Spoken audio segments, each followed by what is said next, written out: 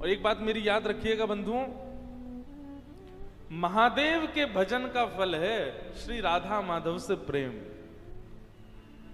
आपको यदि किशोरी जी से, ठाकुर जी से प्रेम हो रहा है तो निश्चित है महादेव का इस जन्म में नहीं तो पूर्व जन्म में, नहीं तो कभी ना कभी आपने भजन तो किया। कई लोग मिलने आते हैं, वो मुझसे कहते हैं हम लोग पहले महादेव को बहुत भजते थे महाराज जी, पर अब हमारी थोड़ी सी निष्ठा जो है वो वृंदावन के प्रति हो गई है, कहीं महादेव नाराज तो नहीं हो जाएंगे। अरे कभी नहीं, महादेव प्रसन्न होते हैं तब अपने वैष्णव को वृंदावन का उपासी बना देते हैं। बुरा मत मानिएगा, अन्यथा मत लीजिएगा मेरी बात को, लेकिन महादेव को भज रहे हो 40 साल से और अभी भी महादेव ही प्रिय लगते हैं तो अभी महादेव प्रसन्न नहीं है।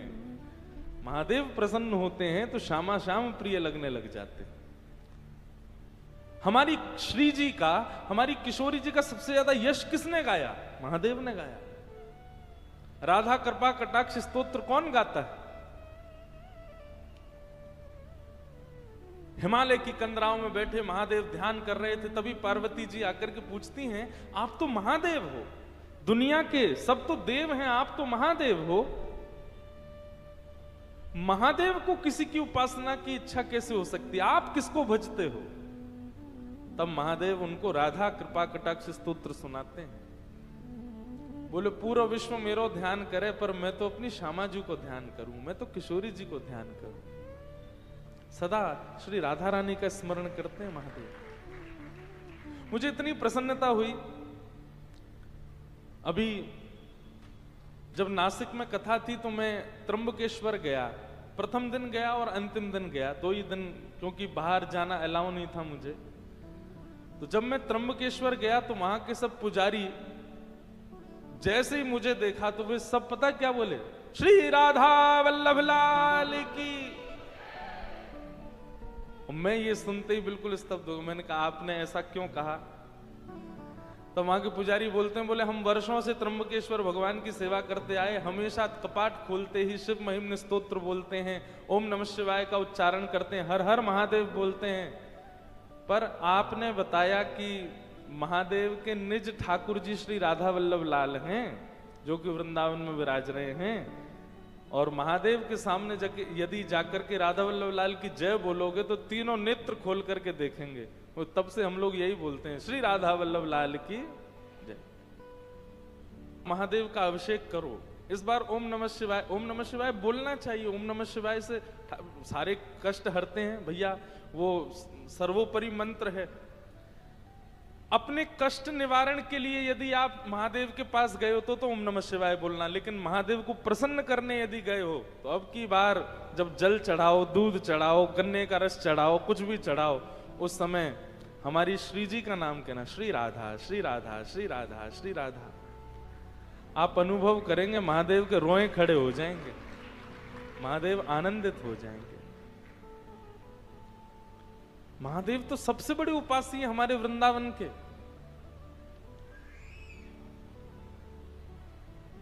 तो श्री हरिराम व्यास जी उन काशी गए, काशी से महादेव ने उनको भेजा, अरे व्यास जी आप अपनी विद्वत्ता से विद्वानों को हरा रहे हो, ये सब छोड़ो, जाओ वृंदावन। वृंदावन जाकर के अपनी विद्वत्ता से वृंदावन यश को गाओ। वो हरिराम व्यास जी जब वृंदावन आते हैं तब गाते हैं, कनक कूट कोटिक लगत जिए, भजिए कुंवर कन्हैया, हेरी मेरो वृंदावन साचो धन भैया।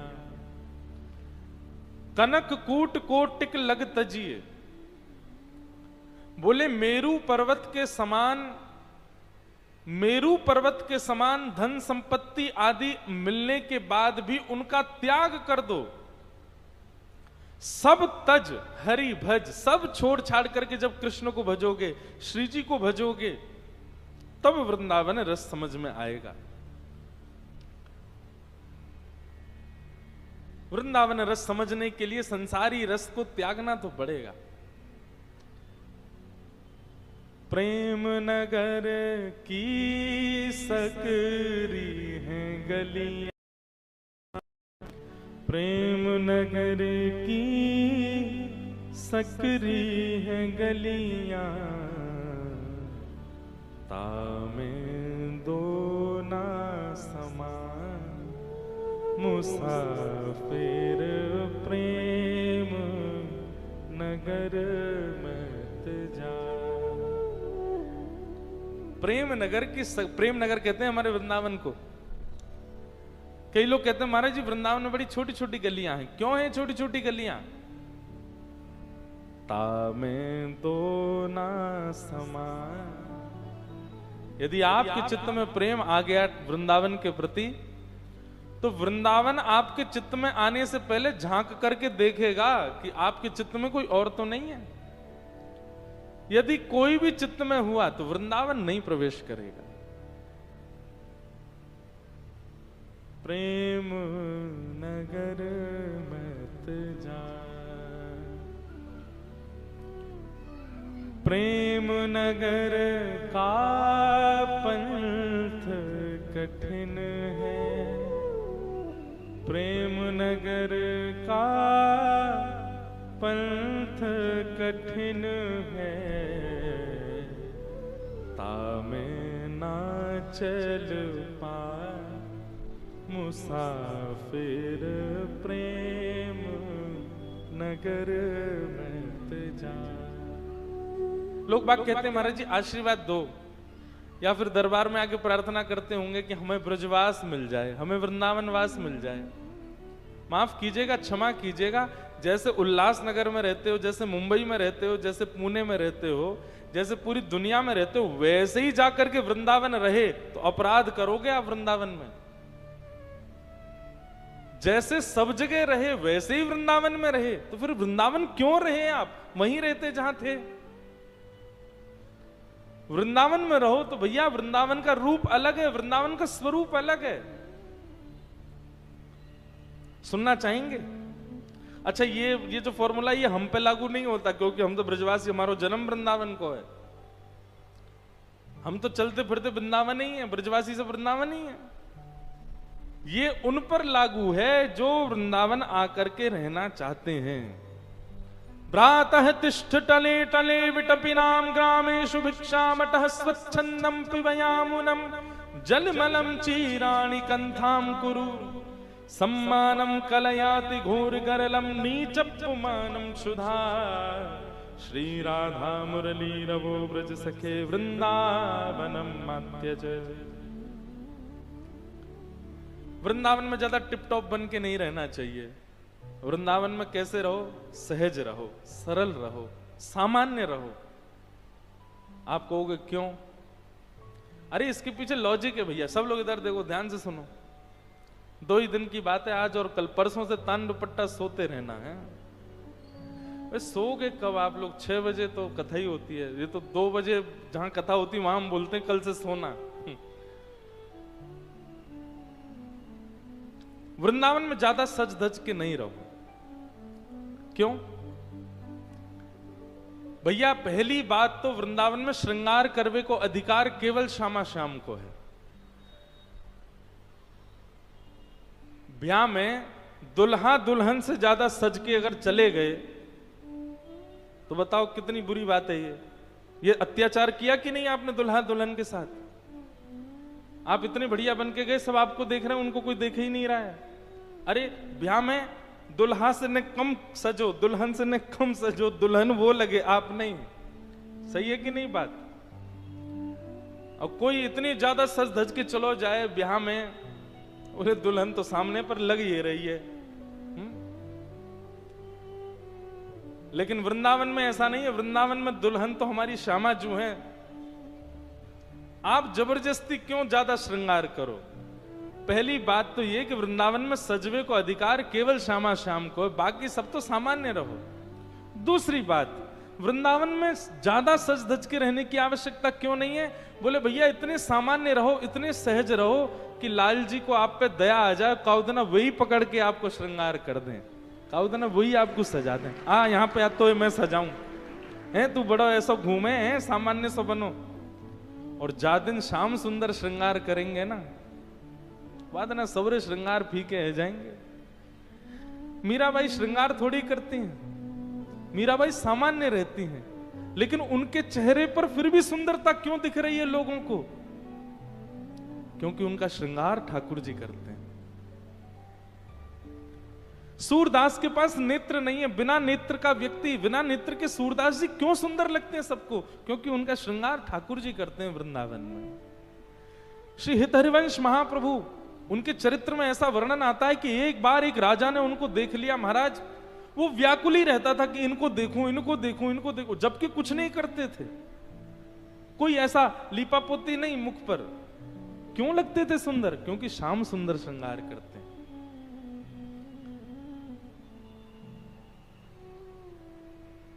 इसलिए वृंदावन में सामान्य रहो, सम रहो, ज्यादा व्यवस्थित होकर रहने की आवश्यकता नहीं है। अब व्यवस्था में रोज कोई दिखे तो हम ही उसको कहेंगे भाई थोड़े नेक व्यवस्थित हो जाओ। काउ देना श्याम सुंदर कहें तू नेक व्यवस्थित है जा। कल हम जो पद गा रहे तो वो लागू होगा ना, तू अपनो श्रृंगार करत है, ये दर्पण हाथ दिखावत है,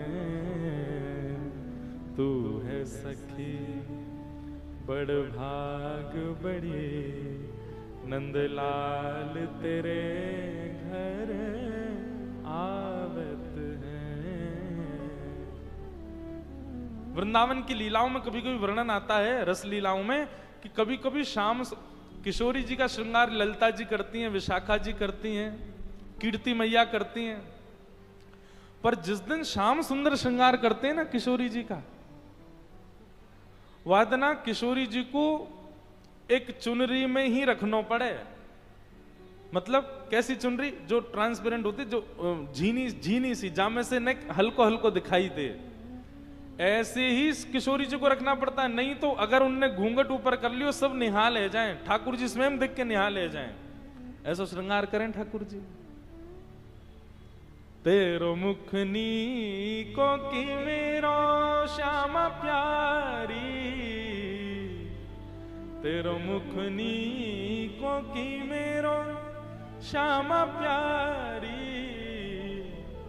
दर्पण ले बैठो मृग ने,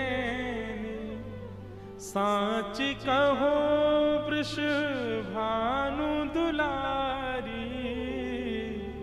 तेरो मुखनी को की मेरो श्यामा प्यारी।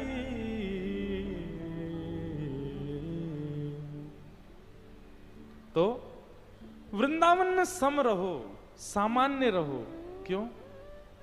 दो कारण। प्रथम कारण, तो वहां दुल्हा दुल्हन बैठे, उनको ही सजन दो, तुम काहे को सज रहे हो? और दूसरा कारण कि हमारी सम रूप पर, हमारे सामान्य वेशभूषा पर काउ दिन ठाकुर जी रीझ जाएं, और रीझ करके ठाकुर जी हमारा श्रृंगार कर दें। अच्छा देखो, इसका एक उदाहरण बताएं।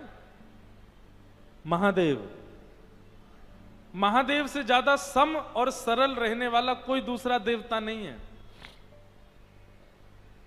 पूरी दुनिया में चले जाओ, महादेव कैसे बैठे हैं? भभूति रमाए बाबा भोलानाथ आए, भभूति रमाए बैठे हैं, गले में सर्प, कानन में कुंडल, ध्याये नित्यम महेशम रजतगिरि निभम चारु चंद्रावतंसम, रत्ना कल्पोज्ज्वलांगम पयुषमृगवरा भीति हस्तम प्रसन्नम, पद्मासीनम समन्ता स्तुतमर गणै व्याधि कृत्यम वसानम, विश्वाद्यम विश्ववंद्यम अखिल भयहरम पंचवक्रम त्रिनेत्रम। कितने सम रहते हैं महादेव। ये देखो, ये ऊपर विराज रहे हैं झूलेलाल जी के बगल में, कैसे सम। लेकिन इनका वृंदावन में दर्शन करो। वृंदावन में कैसे हैं? नथनी पहन रखी है, आंखन में काजर लगा रखो है, गले में नवलखा को हार पहन रखो है, होठन में लालिमा लगा रखी है, गाल में लाल लाल गुलाबी गुलाबी जैसे गुलाब जामुन धरे हो ऐसे कर रखे हैं, और महाराज मांग में सिंदूर भर रखो है, जटा केश बना लिए और ऊपर से लगाए सुंदर चुनरी ओढ़ करके बिल्कुल सज धज करके, ऐसा श्रृंगार, ऐसा रूप, ऐसा स्वरूप पूरे विश्व में नहीं है महादेव का जैसा हमारे वृंदावन में। क्यों? क्योंकि वृंदावन में श्रृंगार श्याम सुंदर ने किया है महादेव का। वृंदावन में श्रृंगार मत करो, वृंदावन में सम रहो। सबसे पहली बात, वृंदावन में रहो तो ऐसे रहो। दूसरी बात, ग्रामीषु भिक्षामटः। वृंदावन में दूसरा कार्य आपको सबसे विशेष यह करना पड़ेगा कि वृंदावन में स्वयं निर्माण करके कुछ मत पाओ। वो बात अलग है कि किसी की अगर परंपरा में ऐसा है कि वो स्वपाकी है आदि, कोई बीमार है, वो उन सब के लिए सब लागू नहीं है। जो ठीक है, फिट हैं, वो क्या करें, स्वयं बना करके कुछ मत पाओ और किसी से बनवा करके कुछ मत पाओ। तो ब्रजवासिन के घर से मांग के पाओ। बहुत बहुत सामान्य बात लगती है सुनने में, करने में उतनी कठिन है, लेकिन यदि कर लोगे आप याद करोगे फिर मुझे। एक बार प्रयास तो करके देखो, वृंदावन जब जाओ। और सुनो, मेरे घर मत आइयो आप लोग, क्योंकि आते सीधे बोलोगे हम तो उल्लासनगर से आए, वसंत शाह दरबार से आए। अपरिचित जगह पे जाओ जहां आपका परिचय नहीं हो। क्योंकि ये बात मैं कथा में कहता हूं, मेरी मैया मोड़ रोज डांटे, बोले इतनी भीड़ लगी रहे पूरे दिन, कहां ते पवाऊं सबन ने। आप पाओ वहां पर कोई बात, अपरिचित के यहां जाओ, जिसको आप जानते नहीं हो, जिस घर को आप जानते वहां जाओ, वहां जाकर के मधुकरी मांग के पाओ। मधुकरी का नियम है, अंजलि में जितना आता है, इसको अंजलि कहते हैं, इसमें जितना आए केवल उतना पाना है, उससे अतिरिक्त नहीं। और इसी में पाना, थाली में नहीं। वृंदावन लोग बाग भागते तो बहुत हैं, वृंदावन में भीड़ तो बहुत हो रही है, पर वृंदावन की तरह रह कौन रहा है जैसा वृंदावन में रहना चाहिए। ग्रामीषु भिक्षामटः। ब्रजवासी के यहां जाकर के अंजलि फैला लो, डोरबेल बजा देना, आए जैसी कोई, हाँ भैया बताओ कहां ते आयो भैया लाला, बोले आपके घर में जो बनो हो सो हमको दे दो, थोड़ा सा दे दो। और सुनो, यदि वो लाकर के दे दे तो बड़ी कृपा, और यदि यूं के भैया कहीं और चलो जाए यहां ना आए तो समझियो और ज्यादा कृपा। फटकार के भगा दे तो फिर कोई और के घर जाओ। और इसमें लज्जा नहीं करना, ठाकुर जी तो बिन बुलाए डोले इनके घर। अरे सो चटक मटक सो ठाकुर, तीनों लोकन हूं मैं नाय। वो अंतरा कैसे है, बिना बुलाए डोले घर घर, बिना बुलाए डोले घर घर। बिन बुलाए, कोई गोपी बुलावे थोड़ी है, जबरदस्ती घुस जाए वहां के घर में। और मांग के खानो तो मैं कह रहा हूं ठाकुर जी तो छीन के खा जाएं गोपीन सो। जिस वृंदावन में गोपियों की यहां छीन छीन करके, चोरी कर करके परब्रह्म खा रहा है, वहां हम मांग के नहीं खा सकते, मांग के पाओ। तो वृंदावन का दूसरा नियम क्या है, वृंदावन में किसी ब्रजवासी के घर की मधुकरी पाओ। और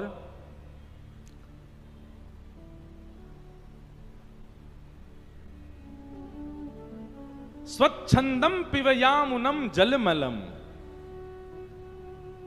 पान करने के लिए पानी भी श्री यमुना जी का ग्रहण करो। अब यमुना जी का जल तो इतना स्वच्छ नहीं है, पर वृंदावन में जहां कहीं भी जलाशय मिल रहा है, नल से हो, किसी के घर से हो, वो सब श्री यमुना जी का स्वरूप है। लेकिन जब तक यमुना जी शुद्ध नहीं हो रही हैं, तब तक कम से कम इतना भाव रख सकते हैं, किसी भी जल को लो और जल को लेकर के फिर उसमें यमुना जी का भाव रखो, ये यमुना जी हम इनका पान करें, इस प्रकार से पान करो। स्वच्छंदम पिबयामुनम जलमलम। कभी कभी बड़ी पीड़ा होती है, हमारे वृंदावन में हम रहते हैं, पर वृंदावन की श्री यमुना जी की स्थिति कैसी हो गई है। मैं स्वयं ब्रजवासी, स्वयं वृंदावनवासी, मुझे खुद को यमुना जी में स्नान किए 3-4 वर्ष हो गए होंगे, कोविड में जब थोड़ा पानी स्वच्छ हुआ था तब स्नान किया था, और वो भी 6-7 वर्ष बाद किया था। ना करने का कारण इतना दूषित कर दिया यमुना जी को। भगवान श्री कृष्ण को जब पता चला कि यमुना में कालिया नाग आ गया, ठाकुर जी रात भर नहीं सोए। और हम आप सब लोग भजते तो वृंदावन को इतना है, वृंदावन भीड़ तो इतनी हो रही, पर यमुना जी के शुद्धिकरण के लिए कौन विचार करता है? कोई नहीं। कितने भी ग्रंथ उठा लो, कितने भी साहित्य उठा लो, सब जगह यही वर्णन है। ठाकुर जी लीला कहां करते हैं? यमुना के तट पर, यमुना के तट पर, यमुना के तट पर। पर उस यमुना के लिए करता कौन है कुछ? कोई भी नहीं। पूरी राजधानी की गंदगी आती है हमारे वृंदावन में, कोई विचार ही नहीं करता इस विषय पर मेरा बहुत मन होता है कि मैं इस भाव को कहूं। दो बातों की पीड़ा मुझको थोड़ी सी रहती है अपने मन में। एक तो वृंदावन का वन खत्म हो गया, और दूसरा वृंदावन से श्री यमुना जी का जो हमने स्थिति कर दी। ठाकुर जी बड़े चिंतित रहते होंगे इस बात से। भैया वास्तविक भजन या में ना है कि आप वृंदावन में जाकर के और खूब राधा राधा जपो, वृंदावन जाकर के मंदिरन में घूमो, वृंदावन जाकर के खूब वहां की रीति में रहो। असली तो मैं मानूंगा भैया कि जो वृंदावन जाकर के पुनः वृंदावन के वन और पुनः वृंदावन की श्री यमुना जी को व्यवस्थित करने को विचार करे। वृंदावन पुनः वन बनना चाहिए, वृंदावन कि यमुना जी पुनः शुद्ध होनी चाहिए। शामा शाम को तभी सुख मिलेगा। तो तीसरा नियम क्या करना है वृंदावन में? श्री यमुना जी का जलपान करना है। भ्रातः तिष्ठ टले टले विटपिनाम ग्रामेषु भिक्षामटः स्वच्छंदम पिबयामुनम जलमलम चीराणि कंथाम कुरु। चौथी बात, वृंदावन में जब आप ऐसे रहने लग जाओगे, बहुत समता में ब्रजवासियों के घर की मधुकरी पा करके, यमुना जल पी करके इस प्रकार वृंदावन में रहने लगोगे तो क्या होगा? आपका कई लोग सम्मान करने लग जाएंगे। उस सम्मान से बचिएगा। सम्मानम कलयाति घोर करलम। अच्छा, सम्मान होता कब है? सम्मान तब होता है जब आपका गुण किसी को पता चल जाए। बताओ ही मत किसी को। हमको ढिंडोरा क्यों पीटना है कि हम ऐसे वृंदावन में रहते हैं? बताओ ही मत, गोपनीय भाव से करो। सम्मान वृंदावन में सबसे बड़ा विषय है। यदि आपका बहुत सम्मान हो रहा है तो प्रयास करो उस सम्मान से बचो, और नहीं बच पा रहे हो तो नेत्र बंद करके, नीची नजर करके जो सम्मान मिले उसको ठाकुर जी को अर्पित करो। ठाकुर जी को जिसको वृंदावन से भगाना होता है उसको सम्मान दिलवाते हैं वृंदावन में। ये उल्टी रीति है वृंदावन की। वहां ठाकुर जी को सम्मान ना किया ब्रजवासी ने, हम अपने सम्मान के काजे जा रहे हैं। सम्मानम कलयाति घोर गरलम नीचपुमानम शुधा। और यदि वृंदावन में कोई ब्रजवासी तुमसे नाराज है जाए, तुमसे नाराज है कि तुमको अपशब्द बोल दे, तो यूं समझ जाइए बस अब कृपा हो गई वृंदावन की। हम तो कोई नाराज है क्यों, बर तुरंत फिर मना लेना उसको, ज्यादा देर नाराज नहीं रहे। नाराज होकर के 2-4 बात आपसे कह दे, समझ जाना बस अब यही कृपा है। क्यों? जब आपका कोई अपमान करता है तो आप मान रहित होते हो, और मान रहित होना वृंदावन के स्वीकारीकरण का स्वरूप है। नीचपुमानम सुधा श्री राधा मुरली रवो ब्रज सखे वृंदावनम मात्यज। वृंदावन को कभी मत छोड़ो। तो ऐसा श्री वृंदावन धाम। वृंदावन आकर के ठाकुर जी बड़े प्रसन्न हो गए। भगवान ने सबसे पहले अघासुर का वध किया। ये अघासुर जो है ये एक सर्प के रूप में आया था। ठाकुर जी अपने ग्वाल बालों के संग वृंदावन में भोजन करने के लिए गए। अघासुर ने अपना मुख खोला, इतना बड़ा मुख खोला कि मानो ऐसा लगा कोई गुफा है। ठाकुर जी सब ग्वाल बालों के संग जैसे ही उसके मुख में प्रवेश किया, उसने अपना मुख बंद करके विष उगलना प्रारंभ किया। सब ब्रजवासी मूर्छित हो गए।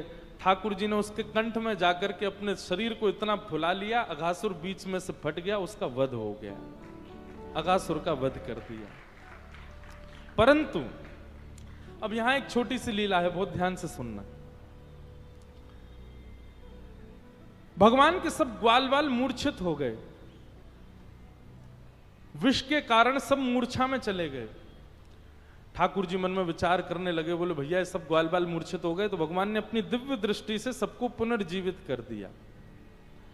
पर सब ब्रजवासियों ने ये बात कि ठाकुर जी ने एक सर्प का वध किया, ये बात अपने अपने घर पर जाकर के 1 वर्ष बाद बताई।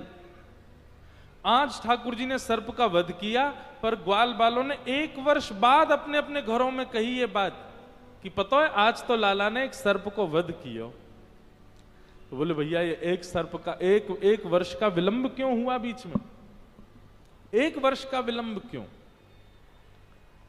तब यहां कथा आती है कि जब ठाकुर जी ने सब ग्वाल बालों को दिव्य दृष्टि से पुनर्जीवित किया, तो भगवान सब ग्वाल बालों के संग बैठ करके वनभोज करने लगे। सब ग्वाल बालों के संग बैठ करके ठाकुर जी वनभोज कर रहे हैं।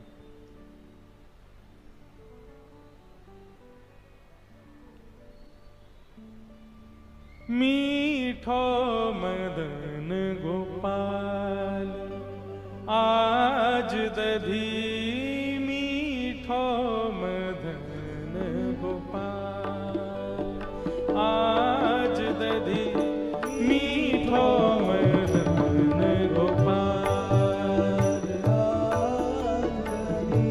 श्री सुखदेव जी महाराज इतना सुंदर वर्णन करते हैं ठाकुर जी वनभोज कैसे करते हैं। ठाकुर जी की इस छवि का दर्शन करो। विभ्रद वेणुम जठर पटयो श्रांग वेत्रे च कच्छे, वामे पाणे मृषण कवलम तत्फलम लांगुलीषु, तिष्ठन् मध्ये सुप्रसुहिदो हासयन् निर्मभिस्वे, स्वर्गे लोके मिशति विभुजे यज्ञ भुक्बाल केली। सब लोग दर्शन करो कैसे बैठे हैं ठाकुर जी। सब ग्वाल बालों में होड़ लगी है, लाला तू मेरी तरफ मुंह करके बैठ, तू मेरी तरफ मुंह करके बैठ। अब ठाकुर जी बड़ी चिंता में पड़ गए, बोले किसकी तरफ मुख करके बैठूं? जिसकी तरफ मुख करके बैठूंगा तो दूसरे सब नाराज हो जाएंगे। सो ठाकुर जी ऐसे बैठे हैं, इस प्रकार का अपना रूप बना करके बैठे हैं कि सब ग्वाल बालों को लग रहा है लाला हमारी तरफ भी मुख करके बैठो है, लाला हमें ही देख रहा है। और उसमें भी ठाकुर जी का स्वरूप कैसा है? अपनी एक बाम में ठाकुर जी ने वंशी रखी है, दूसरे बाम में ठाकुर जी ने गैया बुलावे वालों एक श्रृंगी रखी है। ये छवि सुनकर के चित्त में धारण करने वाली है। बनाओ, और कोई चित्रकार हो तो इसका रूप बना के दिखाओ। हमने एक बार एक चित्र बताया नासिक में, 35 पेंटिंग आ चुकी हैं अब तक मेरे पास बन के, ठाकुर जी और राम जी की एक साथ गले में गलवैयां डाले। उसकी कुछ एक कथा सुनाई थी उसके अकॉर्डिंग। लेकिन एक ये भी स्वरूप है, श्रीमद् भागवत के 10वें स्कंद में इतने सुंदर सुंदर स्वरूप हैं ठाकुर जी के, कोई चित्रकार बनाए तो सही इनको। चारों तरफ ग्वाल बाल बैठे हैं और बीच में ठाकुर जी इस प्रकार से बैठे मानो सबको लग रहा है कि ठाकुर जी उन्हीं को देख रहे हैं। एक बाम में ठाकुर जी ने वंशी दबा रखी है और अपने दूसरे बाम में ठाकुर जी ने गैया बुलावे वाली श्रृंगी दबा रखी है। एक श्रृंगी रखते हैं ठाकुर जी ऐसे, उसको बजाते हैं तब गैयाओं को पता चलता है कि नंद भवन वापस जावे को समय आ गया है। उसको दूसरे बाम में दबा रखा है। और वामे पाणी मृषण कवलम तत्फलम लांगुलीषु, अपने बाम हस्त के बीच में ठाकुर जी ने चटनी रखी है और उंगलियों के बीच में अलग अलग अचार रखे हैं, टेंटी का अचार, आम का अचार, नींबू का अचार। इस प्रकार ठाकुर जी ने बहुत सारे अचार उंगलियों के बीच में पकड़ रखे हैं। और दाहिने हाथ में रोटी लेकर के ठाकुर जी एक रोटी खाते हैं, फिर एक अचार चाटते हैं, फिर दूसरी रोटी खाते हैं, फिर दूसरा अचार चाटते हैं, और फिर बीच बीच में ग्वाल वालों से कहते हैं, तू कहा लेके आयो, तू भी पवा मुकू।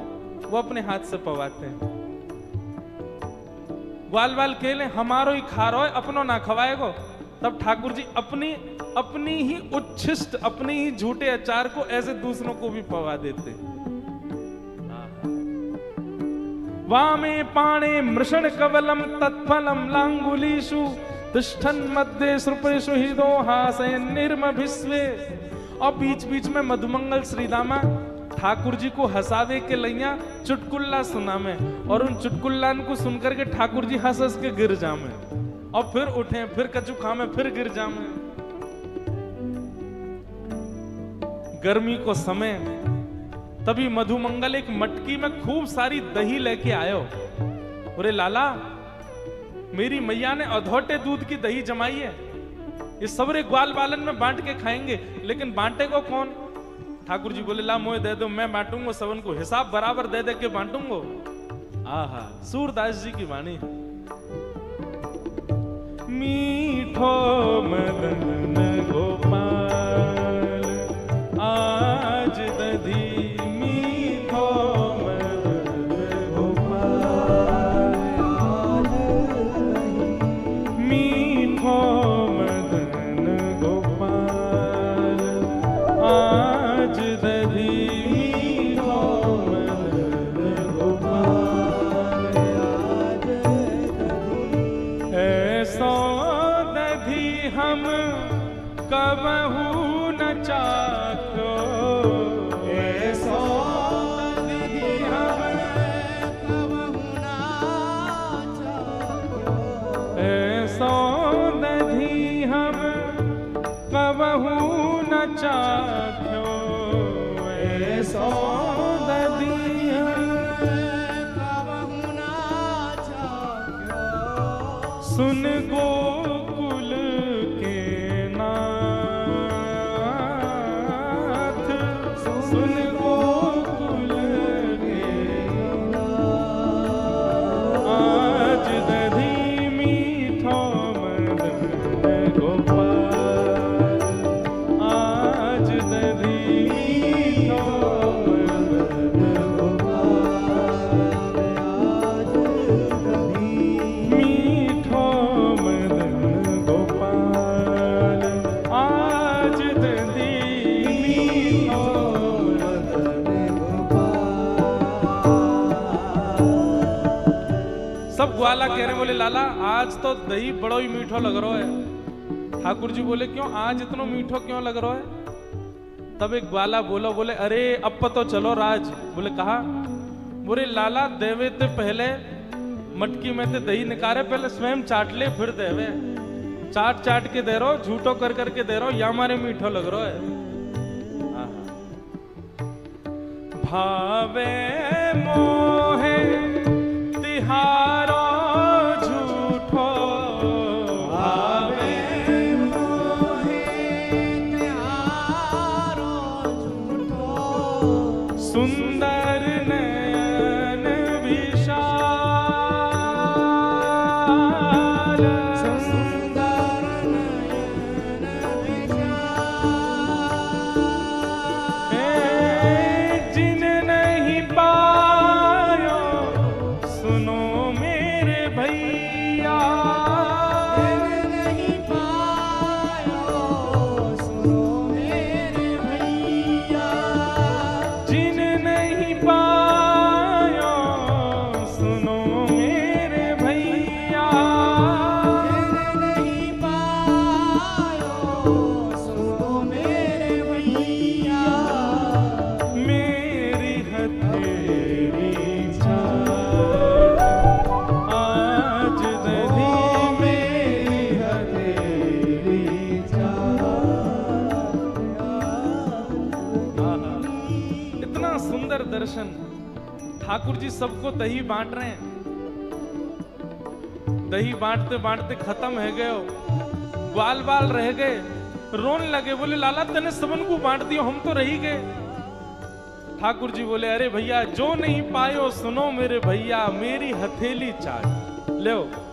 अरे तू या उंगली चाट ले, तू दूसरी उंगली चाट ले, तू या अंगूठा चाट ले, और यहां तक पूरा दही लग रहा हो सब चाट ले, और सब ग्वाल बाल ठाकुर जी के हाथ पकड़ करके अपनी जीभ निकाल करके चाट रहे हैं। परमानंद दास जी का पद है, परमानंद प्रभु इन जानत हो, परमानंद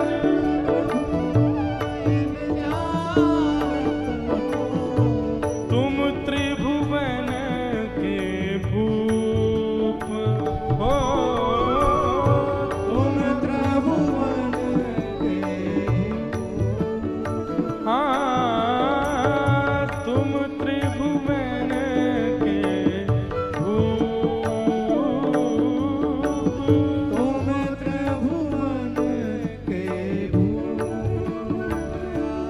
हे मीठा मदन गोपाल आज दधी मदन गोपाल आज दधी, मीठा मदन गोपाल आज दधी मीठा मदन गोपाल।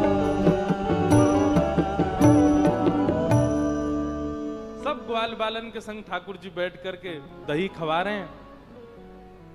जो नहीं पायो सुनो मेरे भैया मेरी हथेली चाट, जा जा को दही ना मिलो सबरे आ जाओ, आकर के मेरी हथेली पर लगे भय दही को चाट ले।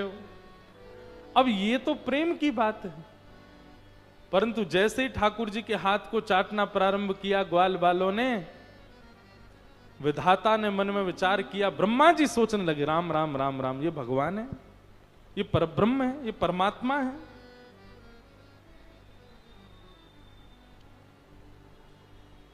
और जैसे ही संशय प्रकट हुआ, संशय प्रकट होते ही ब्रह्मा जी ने विचार कर लिया कि ये परब्रह्म नहीं हो सकते, और अवसर पाकर के ठाकुर जी हाथ धोने गए थे जमुना जी में। यहां सब ग्वाल बाल बैठे सब सामग्री समेट रहे थे, ब्रह्मा जी आए और सब ग्वाल बालों का हरण करके अपने साथ ले गए। ठाकुर जी ने जब पीछे मुड़ करके देखा तो कोई भी ग्वाल बाल वहां था नहीं, एक भी गैया नहीं, एक भी बछड़ा नहीं। ठाकुर जी ढूंढने लगे, कोई नहीं मिला तो रोने लगे। बंधु एक बात बताएं, ठाकुर जी को सबसे ज्यादा प्रिय भोग क्या है? 56 भोग लगाओ, ये लगाओ वो लगाओ, पर सबसे ज्यादा प्रिय उनको क्या है? उनसे प्रेम करने वाला उनके सामने बैठ जाए, उस समय भोजन भी मत दो ठाकुर जी को, स्वीकार है, वो दिखता रहे। ठाकुर जी को सबसे प्रिय अपना प्रेमी भक्त है। अभी यहां कल कथा पूरी करके हम परसों जा रहे हैं जगन्नाथपुरी।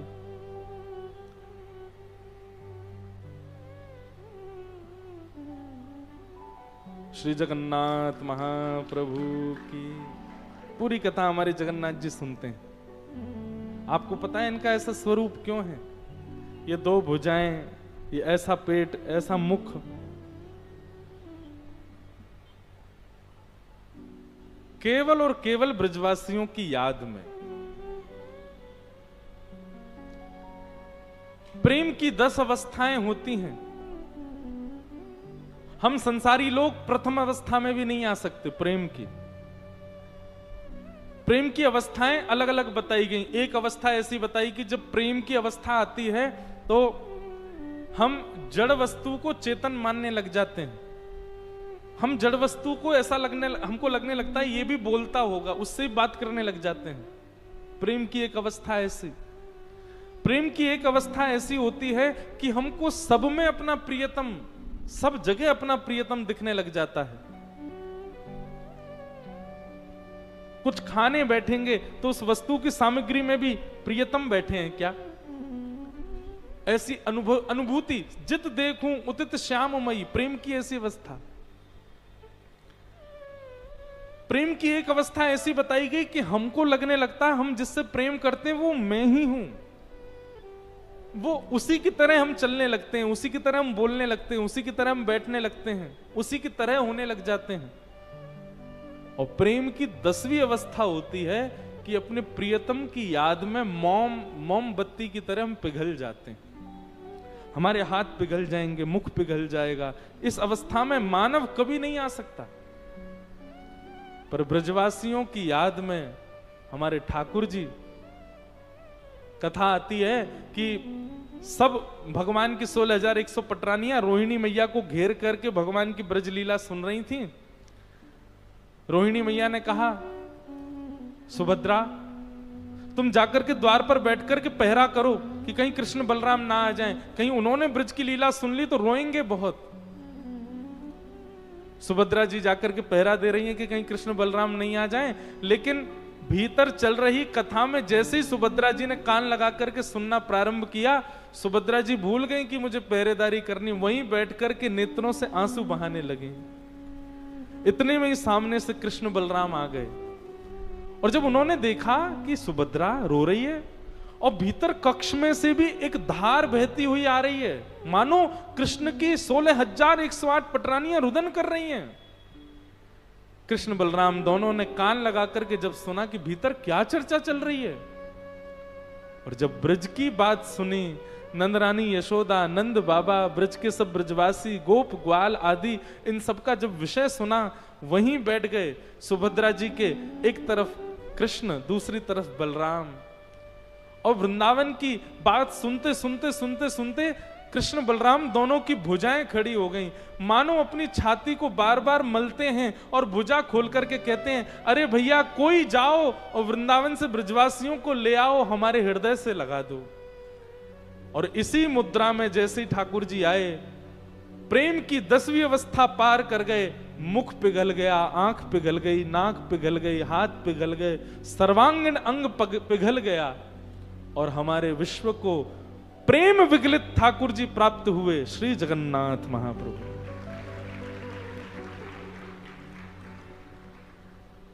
मैं साईं हमारे श्री गिरधर लाल जी साल में एक बार जगन्नाथ जी का भेष धारण करते हैं, रूप धारण करते हैं। रथ यात्रा वाले दिन हमारे गिरधर लाल जी के ऐसे ही नेत्र बनाते हैं, और ये 2 भुजाएं इनको हम वस्त्र के अंदर करके और 2 भुजा ऐसी बना देते हैं। परंतु निश्चित है कि जब तक मैं ब्रजवासियों का विरह प्रसंग नहीं सुनाऊंगा, गिरधर लाल जी जगन्नाथ जी नहीं बनते। जब ब्रजवासियों का विरह प्रसंग सुनाया जाता है, किशोरी जी की याद का विरह प्रसंग गाया जाता है, और वो गाते हुए जब श्रृंगार किया जाता है, तब हमारे लाल जी जगन्नाथ जी का रूप धारण करते हैं। हमको लगता है कि श्री जगन्नाथ जी को देख करके हम बड़े प्रसन्न होते हैं, पर श्री जगन्नाथ जी सदा ब्रजवासियों की याद में रहते हैं, प्रेम विगलित हैं ठाकुर जी। ठाकुर जी को सबसे ज्यादा प्रिय यदि कुछ है तो जब उनका प्रेमी उनके सामने हो। मैं क्या करता हूं कथाओं में, हम प्रेम नहीं करते ठाकुर जी से, हम तो केवल दिखावा करते हैं, बनावटी प्रेम है हम लोगों का। वास्तविक हमसे प्रेम श्री ठाकुर जी करते हैं। हम तो बनावटी लोग हैं, हम लोगों जैसी एक्टिंग कोई नहीं कर सकता, हम तो एक्टर लोग हैं, नाटक करते हैं केवल। ठाकुर जी हैं वास्तविक प्रेमी। तो नहीं तो सोचो, हमारी छोटी सी क्रिया, हमारा तनिक सा प्रयास, हमारा थोड़ा सा भी अगर ठाकुर जी के प्रेम के प्रति थोड़ा सा भी हम पद बढ़ाते हैं, ठाकुर जी कितने ज्यादा कृपा कर देते हैं हमारे ऊपर। मानो जैसे तैयार बैठे हो, फेंटा बांध करके बैठे हो, तू अनेक आ तो सही मेरे पास, मैं दौड़ के तेरे पास आऊंगा।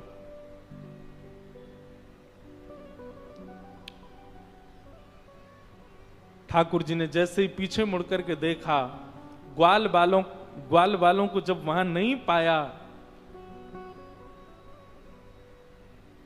बहुत रोए ठाकुर जी, ढूंढने लगे, अरे मधुमंगल, अरे श्रीदामा, अरे तन सुखा, मन सुखा, धन सुखा, तुम सबरे कहां चले गए भैया, मोह तुम्हारी बड़ी याद आ रही है, तुम सबरे कहां चले गए। ठाकुर जी ढूंढ रहे हैं, कोई ग्वाल बाल नहीं मिला।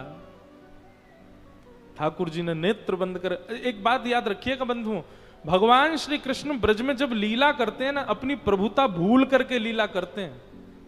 वो भूल जाते हैं कि मैं ईश्वर हूं। पहले तो ढूंढा, जब नहीं मिले तब एकांत में बैठ करके अपनी प्रभुता का चिंतन किया, मैं ईश्वर हूं। और अपनी दिव्य चेतना से, अपनी दिव्य शक्ति से जब ठाकुर जी ने नेत्र बंद करके चिंतन किया, कहां है ग्वाल बाल, तब देखा कि ब्रह्मलोक में बंधी बनाकर के मूर्छावस्था में पड़े हैं। ब्रह्मा ने उनका हरण कर लिया। ठाकुर जी के नेत्र लाल पड़ गए, ताम्रवर्ण हो गया ठाकुर जी का। लेकिन कुछ कहा नहीं ब्रह्मा को। जितने ग्वाल बाल थे, जितने बछड़ा बछिया हरण किए ब्रह्मा जी ने, सब भगवान ने अपने अंग से प्रकट कर दिए। मतलब ग्वाल बाल, गैया, बछड़ा, बछड़ा, ये सब कोई और नहीं, 1 वर्ष तक श्री कृष्ण ही सबके रूप में घूम रहे थे। इसके पीछे भी कथा आती है, हमारे पूज्य नाना जी सुनाते थे।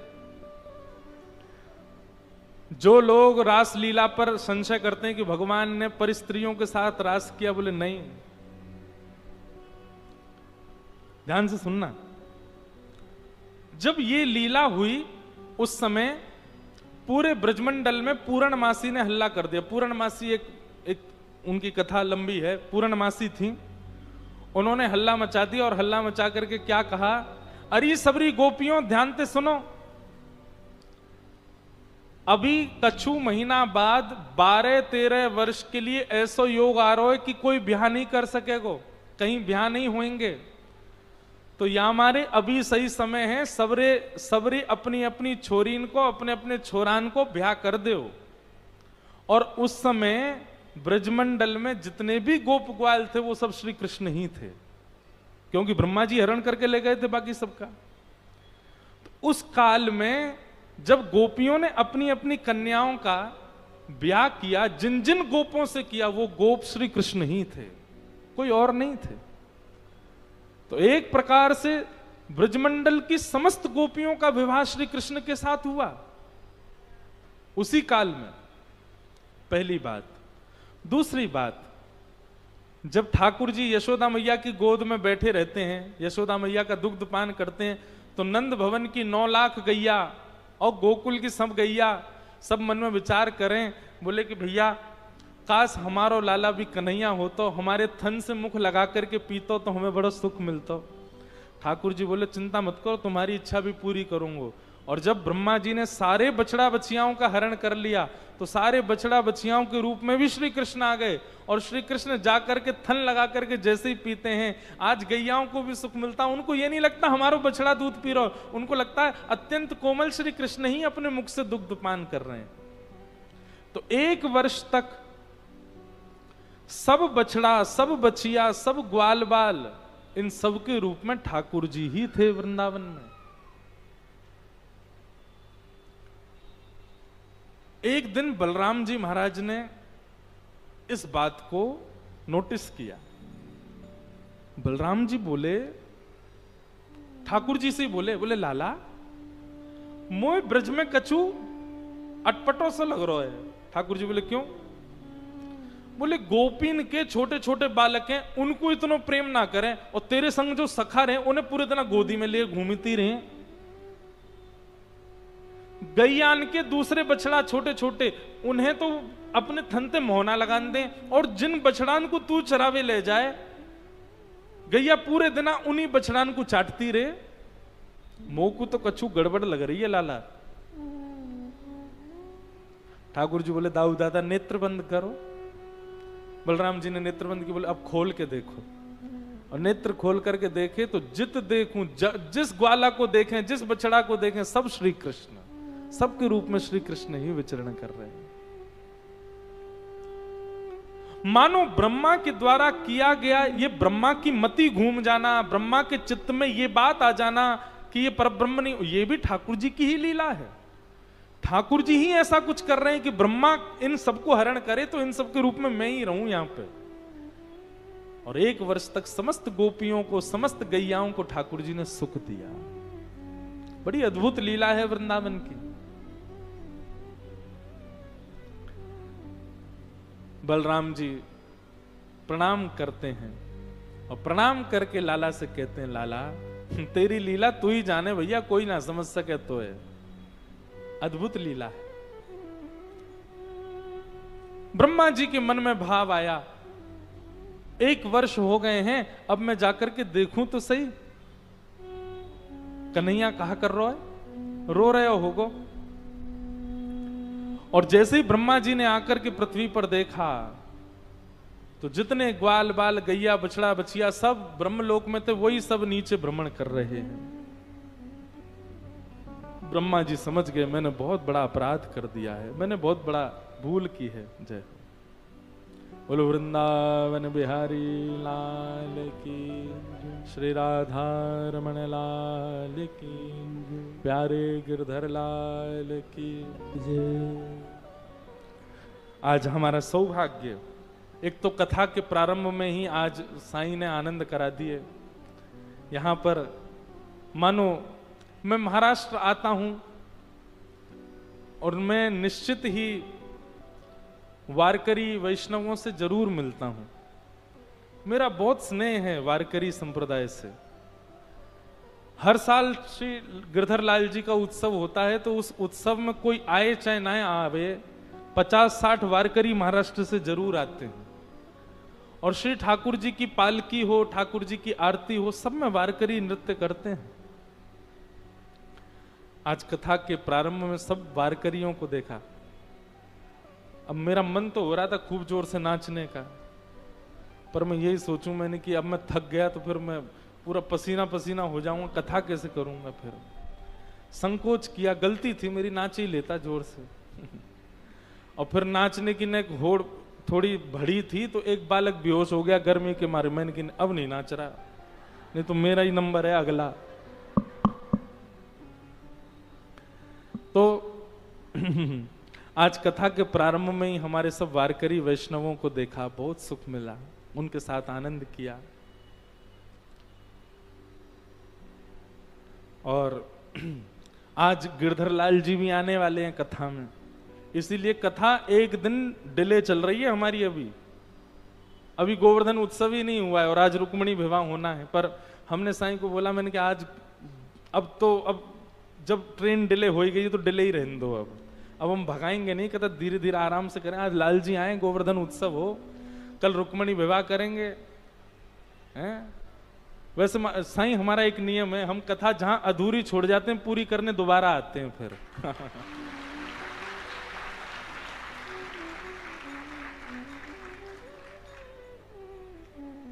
तो अधूरी तो नहीं करके जाऊंगा, पूरी करके जाऊंगा। तो क्या बता रहे थे, हाँ, तो आज लाल जी भी आने वाले हैं और उल्लासनगर में श्री कृष्ण प्रेम को जिन्होंने खूब प्रवाहित किया यहाँ के वैष्णवों में, ऐसे हमारे पूज्य श्री मधुसूदन बापू भी आज आए हैं। उनका भी बारंबार अभिनंदन, स्वागत। कल हम भी आपके यहाँ जा रहे हैं और वहाँ दोपहर में, पिछली वर्ष भी मैं गया था, खूब सुख मिला। इस बार इतनी व्यस्तता रही, क्षमा मांगू मैं सबसे कि इस बार मैं कहीं जा ही नहीं पाया। इस बार मैं उल्लासनगर में ही नहीं रुक पाया। कथा करके हम रोज रात को बंबई चले जाते हैं, सुबह आते 6-7 बजे, फिर आके आराम करते, फिर लोगों से मिलते, कथा का समय होता। मैं साईं के यहाँ भी ज्यादा देर रह ही नहीं पाया। पर कल का समय हमने, अच्छा, कल जो लोग लाल जी का दर्शन करने दोपहर में आते हैं, कल थोड़ा विलंब से आइएगा। कल हम सुबह 2-3 स्थानों पर जा रहे हैं। हमारे मधुसूदन बापू के यहाँ भी कल जा रहे हैं और कल हमारे उल्लासनगर के,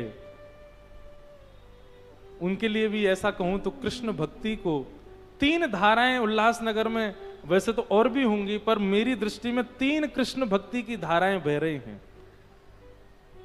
एक तो हमारे वसन शाह दरबार में बह रही है, दूसरे हमारे मधुसूदन बापू के वहां पर भी कृष्ण भक्ति का खूब प्रचार हो रहा है, और तीसरे हमारे श्री शांति प्रकाश आश्रम, जहां पर मुझे पता है यहाँ बहुत से वैष्णव महाराज जी के अनुयायी आते हैं। उन सबको मेरा बहुत बहुत प्रणाम है। बस ठाकुर जी से प्रार्थना है कि आप सबन की इस भक्ति से प्रसन्न हैं कि 2 लाभ आपको मिलें। प्रथम लाभ तो आपको यह मिले कि उल्लासनगर की कोई गरी में काऊ देना तो आपको ठाकुर जी मिल जाएं, और दूसरा लाभ आप सबको यह मिले कि आप सबकी भक्ति से प्रसन्न होकर के ठाकुर जी कृपा करें, अगलो जन्म आप सबन को ब्रज में ही होए। सब ब्रज में पधारो, वृंदावन पधारो।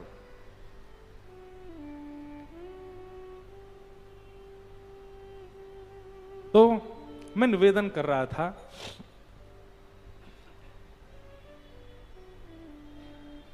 ये ठाकुर जी की लीला है। ठाकुर जी चाहते थे कि ग्वाल बालों का हरण हो ताकि उन रूप में ठाकुर जी कुछ दिन विचरण कर सके, और ब्रह्मा जी को माध्यम बना करके भगवान ने हरण करवा लिया। और जब ब्रह्मा जी देखने के लिए पृथ्वी पर आए तो जितने ग्वाल बाल बछड़ा बछिया ऊपर सब नीचे भ्रमण कर रहे थे। ब्रह्मा जी समझ गए कि ओहो ये तो मैंने अपराध कर दिया। ब्रह्मा जी बोले ठाकुर जी से क्षमा मांगूं, लेकिन पहले ग्वाल बालों को ले आऊं। जैसे ही गए ब्रह्मलोक में तो ब्रह्मा जी से पहले ठाकुर जी ब्रह्मलोक चले गए और ब्रह्मा जी का रूप धारण करके बैठ गए और द्वारपालों से कह दिया नकली ब्रह्मा बहुत घूम रहे हैं आजकल, कोई दूसरा ब्रह्मा आ जाए तो हमसे बिना परमिशन लिए उसको मारपीट के भगा देना है। ठाकुर जी ब्रह्मा जी का रूप धारण करके बैठ गए और यहां द्वारपालों के पास में असली ब्रह्मा पहुंचे, नीचे से आए। जैसे ही उन्होंने प्रवेश करना प्रारंभ किया, द्वारपाल बोले कहां घुसे जा रहे हो, चलो भाग यहां से। ब्रह्मा जी बोले तुम जानते नहीं हम कौन, हम ब्रह्मा हैं। बोले तेरे जैसे ब्रह्मा गनेरे डोले, चल भाग यहां से, हमारा असली ब्रह्मा तो भीतर बैठो है। ब्रह्मा जी समझ गए, बोले कि ये सब ठाकुर जी कर रहे हैं। एक बात सदैव याद रखना बंधुओं, जाको प्रभु दारुण दुख देहि ताकि मति पहले हर ले। ठाकुर जी जिसको कष्ट देने का मन बनाते हैं ना, उसकी बुद्धि का हरण कर लेते हैं। उस व्यक्ति का विवेक शून्य हो जाता, उसको यह पता नहीं होता मैं कर रहा हूं वो गलत है कि सही है। वही व्यक्ति जो 5 साल पहले तक उस काम को गलत बताता था, आज वो स्वयं करने लग जाए तो समझ जाना ठाकुर जी ने उसकी मति छीन ली है और अब इसको कष्ट देंगे ठाकुर जी, इसका नाश करेंगे। हमारे पास तो एक मति, ब्रह्मा के तो 4 मुख हैं, चारों की मति हर ली ठाकुर जी ने। ब्रह्मा जी नहीं पहचान पाए ठाकुर जी की लीला को, तो हम तो मानव हैं। ब्रह्मा जी ने स्वीकार कर लिया कि मैं नकली ब्रह्मा हूं, पर मुझे असली ब्रह्मा का दर्शन करा दो। और जैसे ही ब्रह्मा जी ने ब्रह्मलोक में प्रवेश किया, सिंहासन पर बैठे हुए ठाकुर जी सबको तो ब्रह्मा के रूप में दिख रहे थे, लेकिन ब्रह्मा जी को साक्षात शंख चक्र गदा पद्म धारण किए हुए साक्षात नारायण के रूप में दिखाई दे रहे थे। क्रोध में भर करके भगवान खड़े हैं, आंखें लाल पड़ी हैं। ब्रह्मा जी देख करके थरथर कांपने लगे और ब्रह्मा जी ने स्तुति गाई, नौमिड्यते भ्रवपुषे टडिदंबराय गुंजावतम सपरिपृच्छल सन्मुखाय वन्यस्त्रजे कवलवेत्र विशान वेणु लक्ष्मश्निये मृदुपदे पशुपांकजाय। कान पकड़ लिए ब्रह्मा जी ने, मुझे क्षमा कर दो नाथ, मुझसे बहुत बड़ी भूल हो गई। मैं आपकी लीला नहीं समझ पाया, मैं आपका भाव नहीं समझ पाया। मुझे लगा कि आप परब्रह्म यज्ञ भोक्ता भगवान, परम शुद्ध रहने वाले परमात्मा, आपके हाथ को ऐसे चाट रहे थे ब्रजवासी कि मुझे लगा ये भगवान कैसे हो सकते हैं। ब्रह्मा जी से भगवान बोले, ब्रह्मा तुमने कभी विचार किया कि मैं जगत नियंता, जगदाधार, त्रिलोकी नाथ, वैकुंठ में निवास करने वाला पृथ्वी पर क्यों जाता हूं? पृथ्वी पर जाने का कारण क्या है? मुझे कोई आवश्यकता नहीं पृथ्वी पर जाने की। मैं अपने विचार से सबका नियोजन कर सकता हूं, सबका संहार कर सकता हूं। पृथ्वी पर क्यों जाता हूं मैं? क्योंकि पृथ्वी पर वो है जो इन तीनों लोकों में और कहीं नहीं है, और वो क्या है? प्रेम। वो प्रेम और कहीं नहीं है, केवल पृथ्वी पर है, और पृथ्वी में भी वृंदावन जैसे स्थान पर है वो प्रेम। इसलिए जाता हूं मैं वृंदावन। भैया ठाकुर जी को प्रीति प्रेम बहुत प्रिय है। कछु करो मत करो, ठाकुर जी से प्रेम जरूर करो।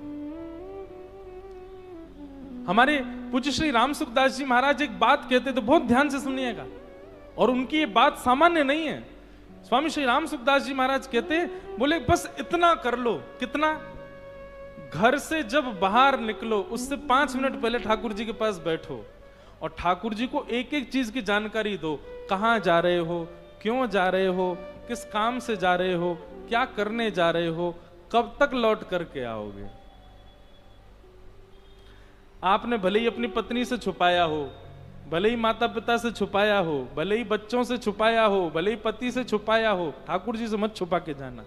ठाकुर जी को बता के जाओ, सब कुछ बता के जाओ, और ठाकुर जी से कह देना हम इतने बजे तक आ जाएंगे, आप अपना ध्यान रखना, चले जाओ। और राम सुखदास जी महाराज कहते दूसरा काम क्या करना है? बोले जब घर लौट करके आओ सबसे पहले हाथ पांव धो के ठाकुर जी के पास बैठो, पूरे दिन का बताओ, आज क्या किया, कहां गए, क्या खाया, किसी ने डांट दिया, किसी ने प्रेम किया, किसी ने पैसे दिए, किसी ने पैसे ले लिए, कहीं गिर गए, कहीं उठ गए, कहीं कुछ प्रॉफिट हुआ, कहीं लॉस हुआ, सब बताओ। श्री राम सुखदास जी महाराज कहते, और दोनों समय केवल इतना कह के जाना, पूरी बात करने के बाद, हे नाथ मैं आपको कभी भूलूं नहीं, हे नाथ मैं आपका हूं। बस आप इतना मात्र कर लो, एक दिन आपको अनुभव होगा, जब आप ठाकुर जी से चर्चा करेंगे ना, ठाकुर जी की तरफ से हुंकार आएगी, स्वीकार करेंगे ठाकुर जी आपकी बात को, और अपने आप आपकी विवेक बुद्धि जागृत हो जाएगी। किसी कार्य को करने के लिए आप जा रहे हो। अब देखो, आपने ठाकुर जी को बताया ठाकुर जी बंबई जा रहे हैं, एक नया काम शुरू करना है, एक नए व्यक्ति से मिलना है। अब ये तो हमको नहीं पता वो अच्छा है कि बुरा, लेकिन फिर भी मिलने जा रहे हैं, शाम तक आ जाएंगे। अब हमारे हित में होगा तो काम बन जाएगा, नहीं हित में होगा तो नहीं बनेगा। अब ठाकुर जी को पता है कि आप, वैसे भी उनको पता है, लेकिन आप बता के गए हो तो ठाकुर जी की जिम्मेवारी। अगर वो व्यक्ति गलत होगा तो आपसे मिलेगा ही नहीं, आपसे मिलने ही नहीं देंगे ठाकुर जी। इसलिए भैया हमारे स्वामी श्री राम सुखदास जी महाराज की इस बात को स्वीकार करो।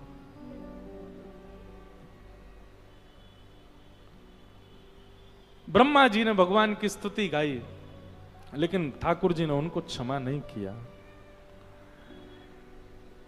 भगवान सब ग्वाल बालों को लेकर के पृथ्वी पर आए तो 1 वर्ष के बाद अब ग्वाल बालों ने घर जाकर के कहा कि पता है मैया, आज तो लाला ने एक सांप मारो। वो अगासुर का वध जो 1 साल पहले किया था, अब ग्वाल बालों ने कहा। 1 वर्ष मानो जैसे वो निद्रा में ही रहे। इस प्रकार ठाकुर जी की लीला हुई।